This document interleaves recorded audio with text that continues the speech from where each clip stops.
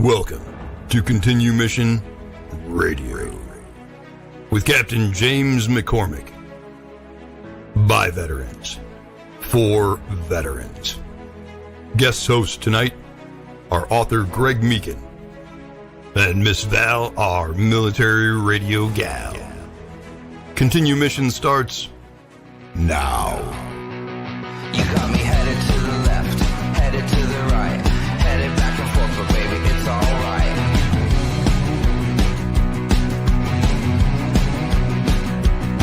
You got me going to the east, going to the west, going up and down, cause baby, you know best.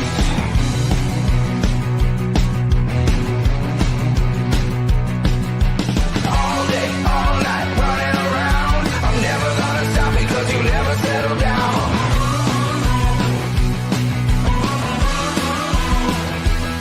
You got me shooting into space, flying at the sun. I'm never coming back cause baby you're the Welcome to another rapid deployment of Continue Mission on the Veteran Channel.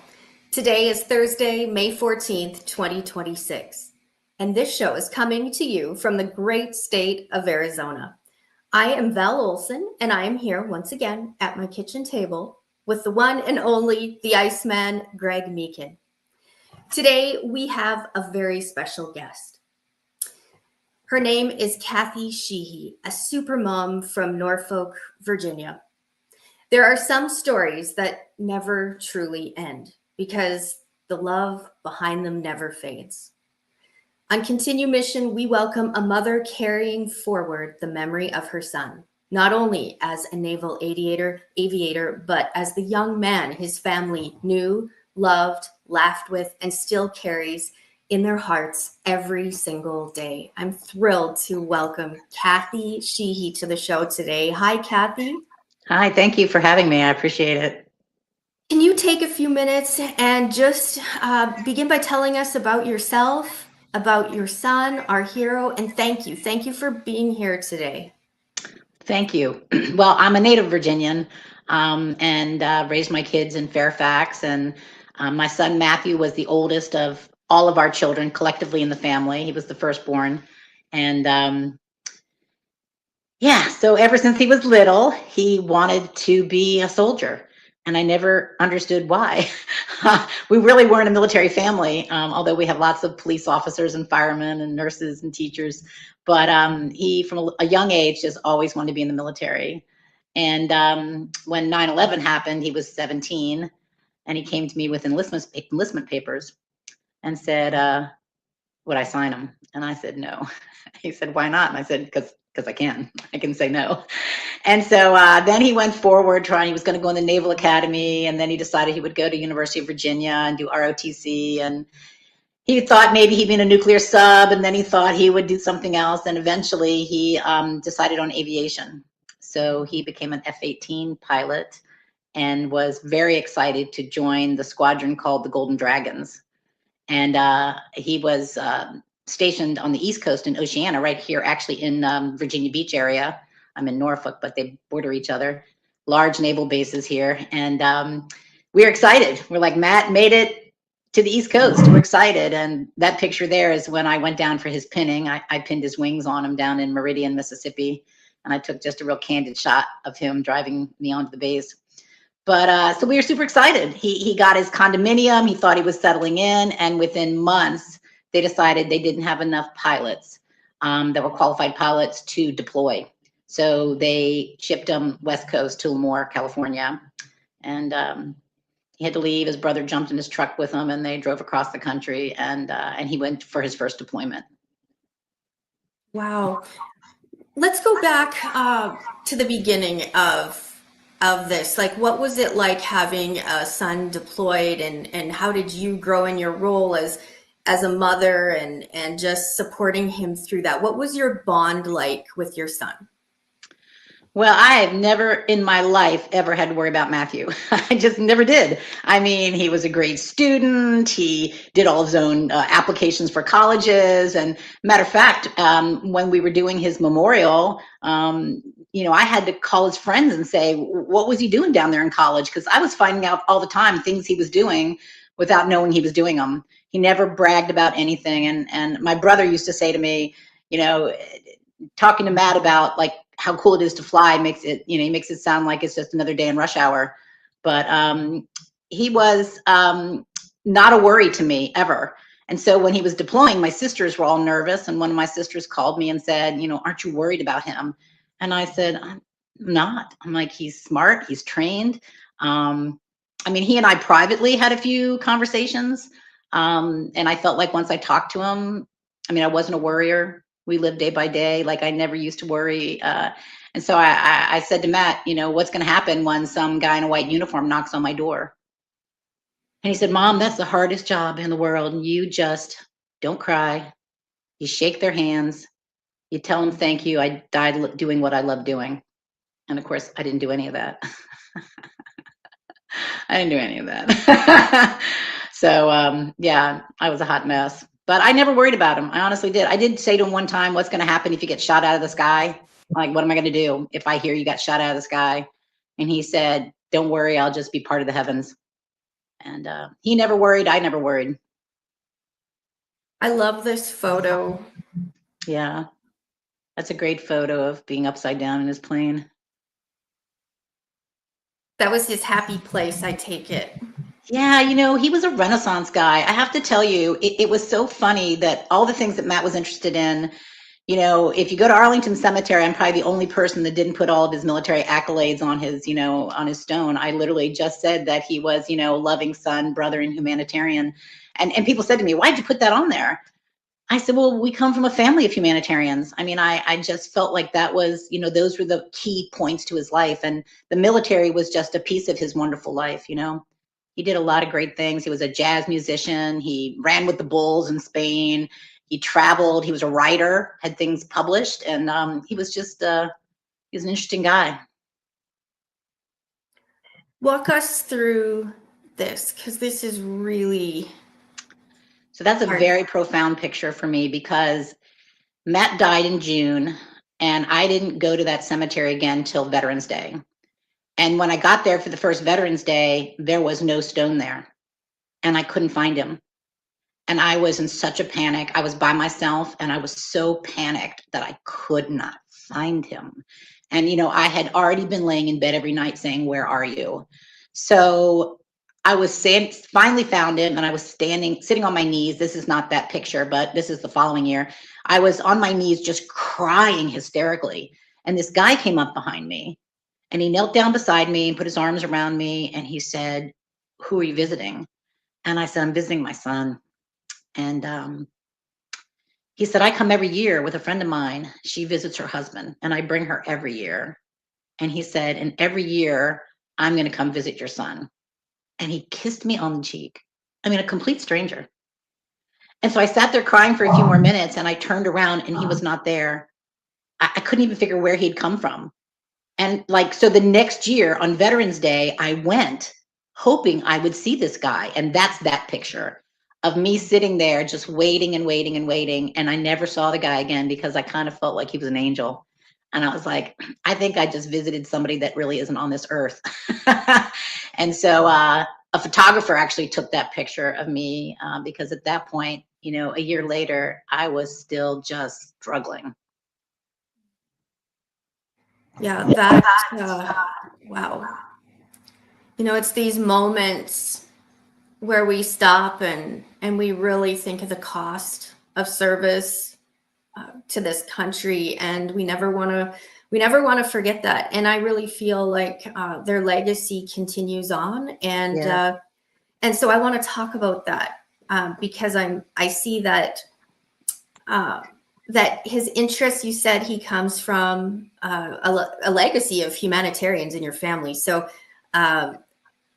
you know, talk about that, about him. I want to know like what his love was and how his spark carries on in your family. Yeah, well, you know, being the firstborn, everybody kind of thought they were his mother. My sisters loved him like they were a mother as well, you know, so he was a great loss to the family and to the cousins. We have 12 kids amongst us, 11 are boys. And this is actually a picture of my middle son there got married. And in honor of Matthew, he gave all of the cousins a little jet, and then he wore a little pair of wings. And his wife to the left there, she pinned one of Matt's pins up inside the hem of her dress, which his cousin Bridget had also done at her wedding. So they tried to keep him alive in the activity, because these things are very difficult to get through. As everybody knows who's lost somebody they loved, everything is marked with the first baby born, the first marriage, the first graduation.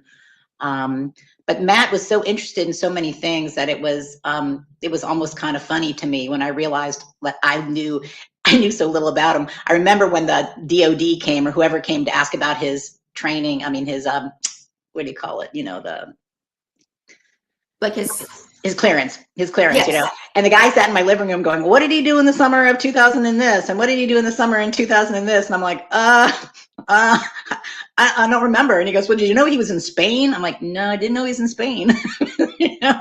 So, I mean, it was just all these things. He was just always doing something. And I remember one of his friends, when I was just boo-hooing about the way he died, him saying, "It is not about the way he died, it's about the way he lived." And of course, that's a thing we say all the time, but especially to a parent, it is also about, you know, the trauma related to the loss of a child you don't expect to lose. And even in war, I'm sure most of us parents don't expect to lose our children. You know, I didn't expect it. And of course, I thought he was safe as a pilot, you know.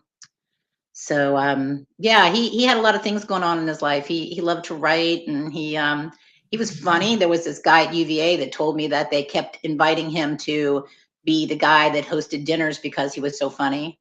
And his commander told me that when they crossed the meridian, they were having all these guys doing limericks, and he felt bad because they kept picking on Matt because he was so good at it.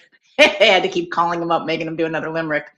He was super funny. And two of his friends from UVA said at his reception after his funeral that they'd never been in a room with so many people with Matt Klopfer, and people weren't laughing.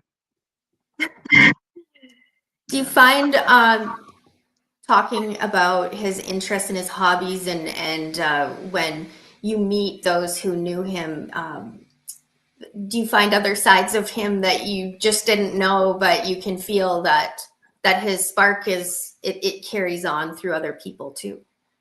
I mean, it was an amazing experience for me because I'd never been on Facebook. It was 2012. And so I didn't know how to reach out to half these people, didn't know the people in his squadron at all. I mean, a single guy in the military, the families really aren't involved, you know? And so I didn't know most of these people. And somebody said, you know, get on Facebook and post something on Facebook. And it really opened up such an experience for me to understand the young man, Matthew, you know what I mean? And I was so amazed by the stories people told me. I mean, this one girl told me that she had in high school, she'd had her locker broken into because her arm was broken and she couldn't lock her locker, and all of her books were stolen. And she said Matthew heard boys in the locker room talking about having stolen this stuff out of a locker, and he took her to the principal's office. And I remember her saying in an email to me, "I'll never forget that 14-year-old boy standing beside me," because he came under great peer pressure after that. And there were many stories like that, some of them very personal, very, very personal stories that people told me of what Matt did for them. And, you know, you just don't know these things are going on. Unfortunately, you hear about them after somebody dies, but it does give you a lot of comfort to hear from people who, I mean, it's really the power of one, you know, just hearing that one story about something nice he did.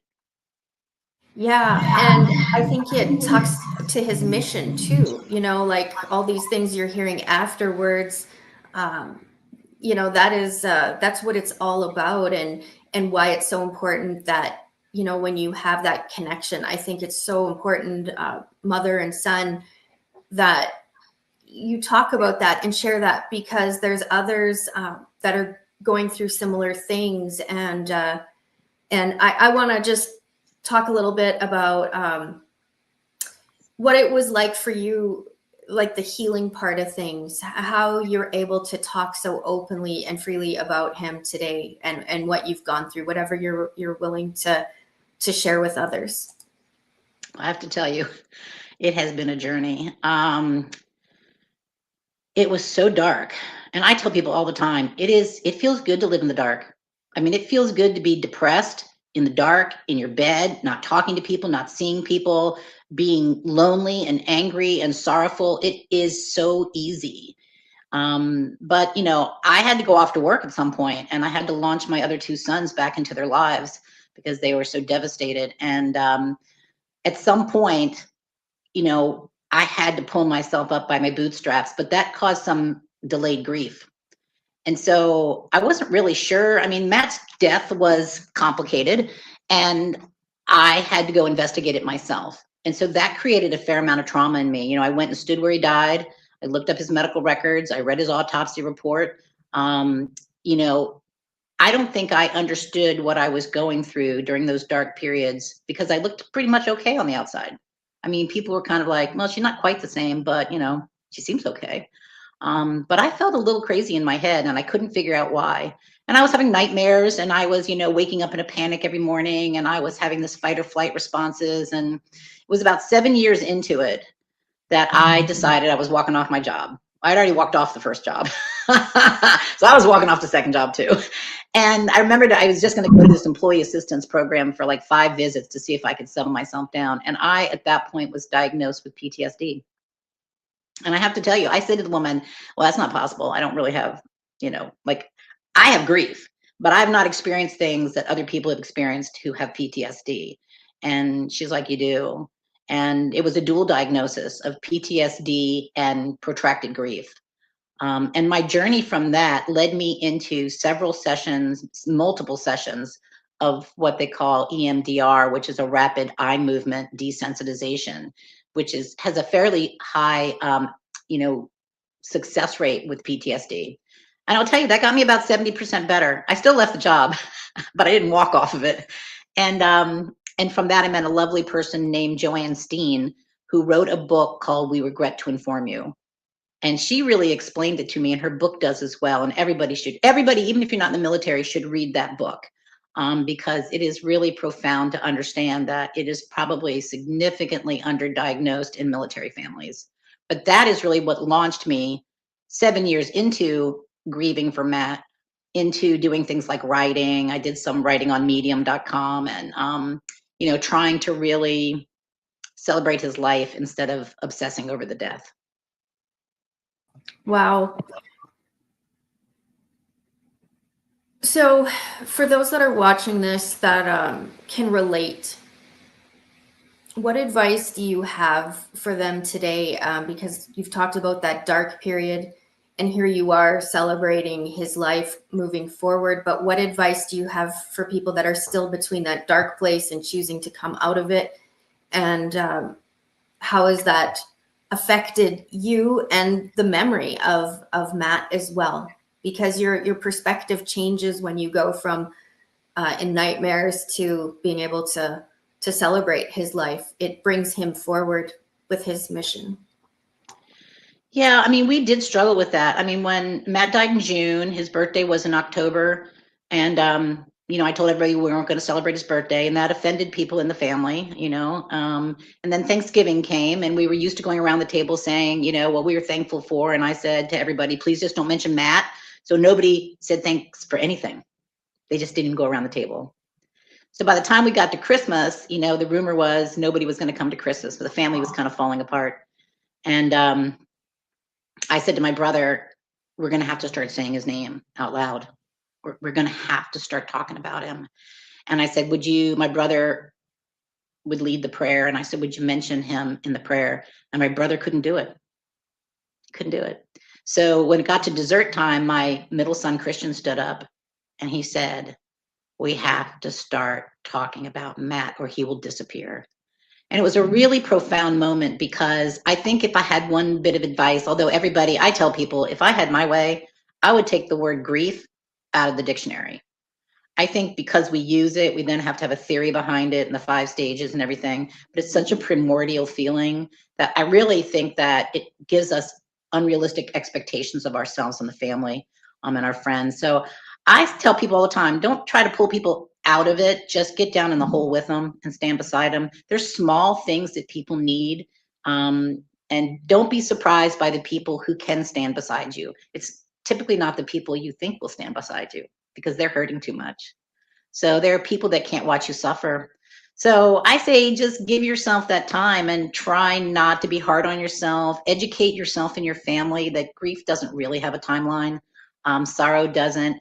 Try to understand traumatic grief, because I really do think the protracted experience we feel in traumatic deaths, not just in the military, has to do with this entity of traumatic death. It is a PTSD symptomatology on top of grief. And treatment for it is really helpful. Also, all the other things. I tried everything. I went to a support group. I read books. I blogged. I dictated notes to myself. I think all those things help, without any expectation that you're actually going to achieve anything. But and finding a purpose. Like, I thought work was my purpose. I'm a pediatric advanced practice nurse. I was at the National Children's Hospital in DC. I actually thought I had great purpose, but I lost all of my purpose. And I've spent years trying to find it. And I've got a little bit of it now. I'm working with the Vietnam Veterans of America now, and working with some potential changes I hope will make a difference for the next family. But be kind to yourself. Be kind to each other. I mean, people can be hard on you when you're not progressing. Wow. There's a lot to unpack there. There's a lot to unpack. And I don't want to brush over it, because I think when you follow what you feel and allow yourself just the space to be honest about it, you can kind of, change the direction. And so I've got a few questions rolling through my head here. One, looking back on it, the dark, coming out of it, going through it, it's brought you to where you are right now. So do you look back over that as a part and a piece in this, like you're encouraging others that it's okay to be where you're at? Do you wish you'd not had to go through that experience, or do you feel it shaped you for exactly what you're embarking on next? Yeah, and I do want to be cautious to say, if you're having significant problems, I mean, I did get a lot of help. If you're getting significant problems, you need professional help too. Like, I went to a grief counselor for 2 years, and then I went to a psychologist, and then I went to a group meeting for like parents who lost children. I would tell you that it didn't save me. It kept me from obviously being completely dysfunctional, not getting back to work and stuff. Although I was pretty dysfunctional at work. I mean, the people were kind to me. I mean, they were just happy I was back, and they were incredibly kind, because the military came to my work environment to regret to inform me. So it was traumatic. The work environment was traumatic for me. But I would say that, I think it's okay to stay where you need to stay, as long as you're not harming others too, and my family did feel like I was harming them. I mean, I think that's something to be cautious of, that they felt like they could not deal with me, and that I was being selfish and I was being other things. And the grief counselor really helped me understand shared grief. And when you're having shared grief amongst a bunch of family members who love each other, you really can't help each other. You can't expect help from them. And I expected more help than I was getting, because I was not understanding their grief, which I understand better now. But I do think it personally helped me. But I also had the freedom of great people at work. I had the freedom of being able to make a good enough salary that when I decided to pick up and leave the first job and go to the second job, I was successful there, because of my background and my education. And I mean, underneath it all, I'm a relatively resilient person. So it underneath it, I kept saying I would get back on my feet. But it was just compounded grief. I lost relationships, I lost friends, my family got splintered. And I felt like I was kind of on my own. But I think there is this whole notion that then you kind of crack wide open. And then once you do, you emerge out of it a different person, much better after having gone through traumatic events that you've survived. Wow. Okay, I want to talk about any little moments through this where they were just like little pockets of unexpected, where you could just breathe in unexpected ways. What did that look like? You mean like kind of early on, or At any point? Because I think obviously this is something that you live with every day, and it changes who you are. But are there little moments that happen where you just feel you can feel that it's going to be okay, and right where I'm at and moving forward, everything is just going to be okay? Yeah, I have incredible people in my life. And, I think although the people closest to me suffered a great deal, I have a lot of friends, and I'm also an Irish citizen, so I have friends and family overseas as well. And there are moments, especially when I'm with my family and friends in Ireland, where I am amazed at the tiny little things people can do for you that make your heart just sing. And I have a friend over there who I found this rock in the yard where this house was that we had in Ireland. And it was just this big old boulder rock that, you could pick up, but I didn't know what to do with it. And I felt like, maybe you could paint on it or something. And that rock is sitting at my doorstep here in Norfolk, which I just moved here like a month ago. And she put Matt's name on it, and she put some wings and a blue butterfly on it. And I can't tell you, every time I step on the doorstep, that makes me smile. And there's friends I have here as well that do such lovely, wonderful things for me, whether it's a card in the mail or watching my dog for me. It makes me happy to know that I did not chase away everybody in my life, because there was the potential for that, to chase everybody out of my life. It was easier to be alone and not have expectations of me. So I have those moments where when somebody picks up the phone and calls me or sends me a funny meme or something, where I say, thank God that I am still remembered. I try to remember Matt, but I have family and friends that remember me.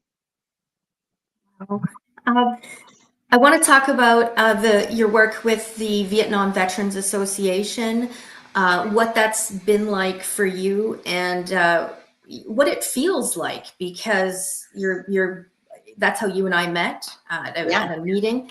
Yeah. So just go there, spend some time talking about that. So this is just a wonderful opportunity for me. One of the big key things that came up in this psychotherapy for PTSD with me was, you think that the monster under your bed is that they came and said, we regret to inform you, right? But that wasn't it. The casualty officer program with the Navy was amazing. Matthew's command, amazing. His commander, his, XO, amazing people, squadron, they were all wonderful to me. It wasn't what people would expect. And of course, I'm a realist. I know you can't cheat death all the time. So my son had died, but that wasn't what came out as my trauma. What came out as my trauma was related to a local sheriff's office, and also with the NCIS as well, with never really being heard. And so there was this kind of sense of invisibility. There was this sense of like, you don't really belong or exist, I should say. I mean, yes, you're the parent, and yes, we'll send you this information and we'll go through the ropes, but I really was not being heard. I talked to Matthew hours before he died, and no one would hear what I was saying. So when I realized that was part of my trauma, my goal was to be heard. And I still could just never be heard. So I was lucky enough to get connected with VVA, the Veterans of America, Vietnam Veterans of America, who heard my story and were like, wow, we find this really interesting, what you're trying to do. And what I was trying to do was just change one little thing that might have changed the outcome in my story to be more positive, but in the future might affect others instead, because my story for Matthew is kind of over in terms of his, death and manner of death and all that. So they listened to me. It was a great conversation. It was with James McCormick and his legislative assistant, Elena Howell. And it was a great conversation. And then from that, they went, Elena and I went on Capitol Hill, and we did a follow-up visit with my congressman to talk about whether or not legislation could be made to help change this one thing having to do with the medical examiner. And then from that, James was kind enough to invite me to speak at the luncheon, which I met you at, Val. And I'm so appreciative of James and Greg and you, because talk about healing. I mean, if you had to say one thing that will help people heal, is they have to be heard from their own reality, their own worldview. you can't keep telling to people, but this is the way it happens and this is the way it happens. You have to hear people's worldview and see if you can come into the middle somewhere to understand your worldview and their worldview.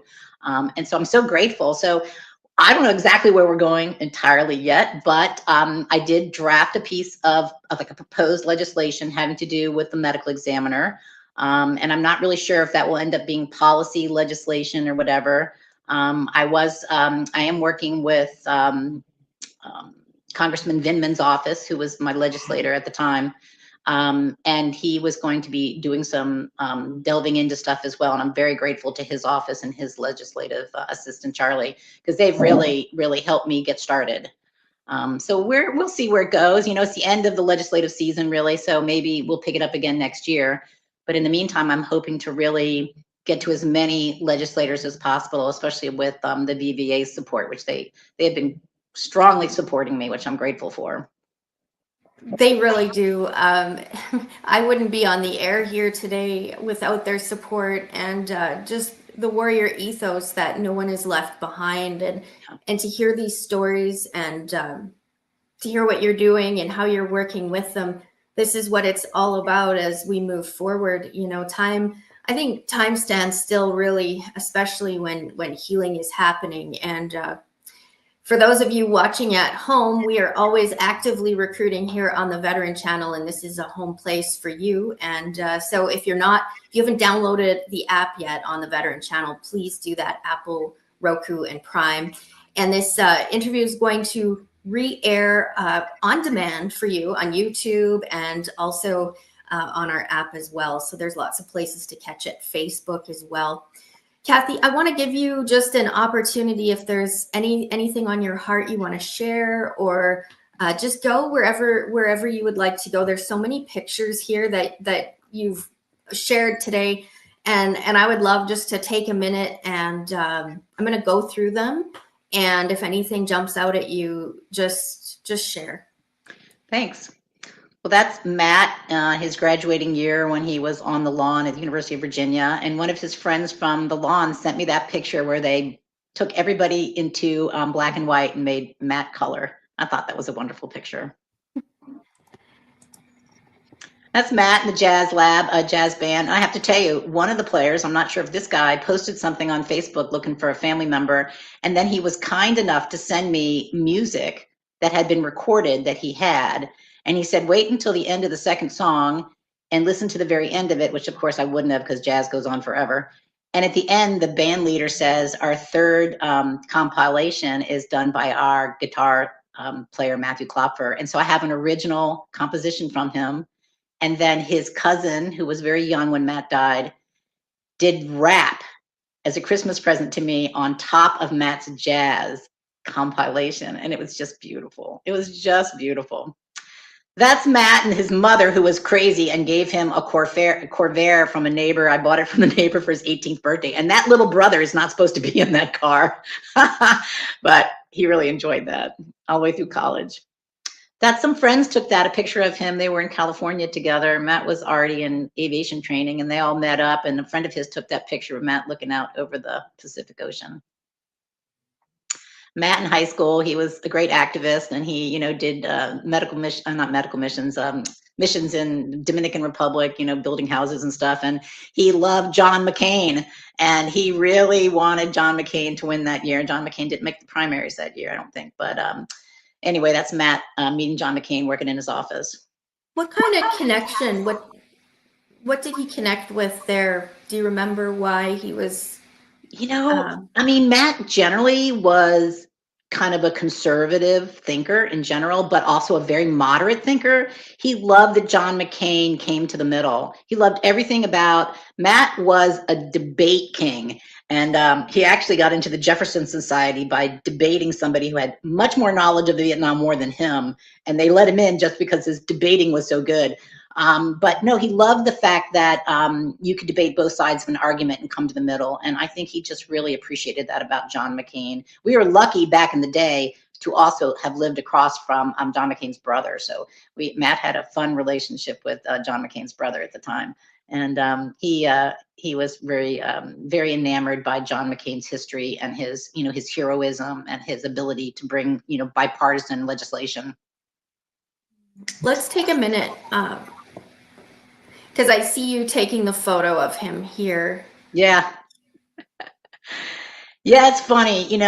I was so happy he invited me to put his wings on him, because when he was getting, I forget what it's called when they get inducted in college from ROTC, where they get inducted into the military. And we kept asking Matt, when is your thing that we go watch them put a pin on you, And he kept kind of saying, we don't know. And we're watching all these people go and get their, take pictures of their sons and daughters getting their pins put on. And we ended up finding out that Matt was actually having his done by the Admiral of the Southern Command.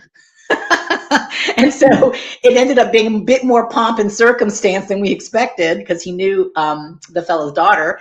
And all the guys who had already had their pins put on and been in the hot sun all day had to come into this auditorium and watch Matt personally get pinned by the Admiral of the Southern Command. So it was a little embarrassing.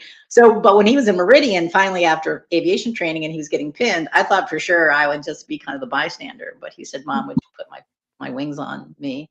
And I have a really sweet story about that, because when he died, and I just could not do that funeral home thing.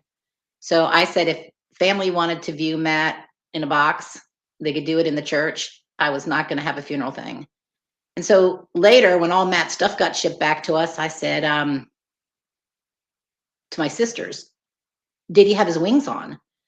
And they're like, we think so. They didn't know much about military either. Like, we think he had wings on. He was in a dress uniform. I said, I need his wings. Somebody should have taken his wings.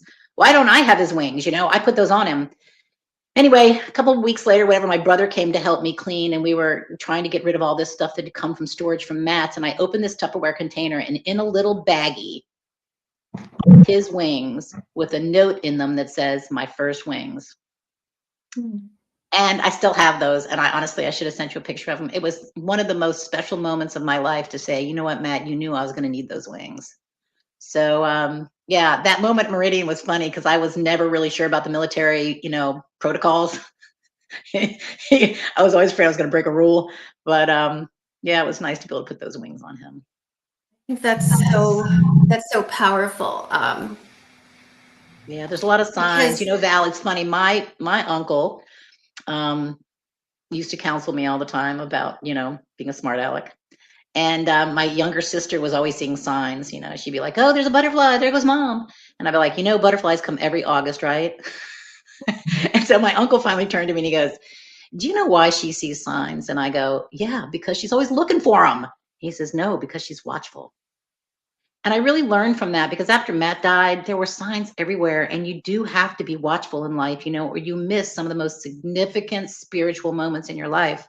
And when those wings showed up, I was like, oh my gosh, if I hadn't been paying attention to what I was doing, all that stuff would have been dumped in some box. And then all of a sudden I found those wings, just providential.